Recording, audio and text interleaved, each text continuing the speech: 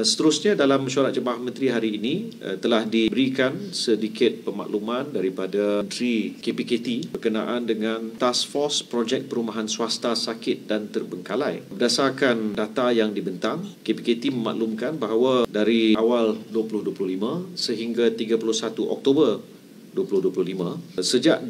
ditubuhkan Task Force Projek Perumahan Swasta Sakit dan Terbengkalai sehingga 31 Oktober 2025, sebanyak 1,333 projek perumahan swasta yang telah dipulihkan sepenuhnya, yang mana 104 projek sakit telah ditakdirkan sebagai lancar, 1,201 projek sakit dan 28 projek terbengkalai telah pulih sepenuhnya.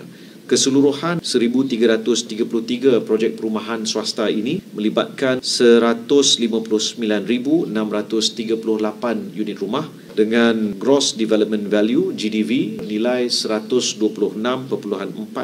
bilion. Ini satu pencapaian yang amat memberangsangkan dan yang amat berhormat Perdana Menteri memaklumkan bahawa akan dicari program yang bersesuaian untuk beliau bersama dengan pihak KPKT menemui beberapa pembeli unit-unit rumah di projek-projek yang telah diselamatkan ini dalam masa yang tidak terlalu lama, sebagai tanda bahawa Kerajaan Madani berjaya menyelesaikan banyak daripada masalah projek perumahan yang sakit atau terbengkalai.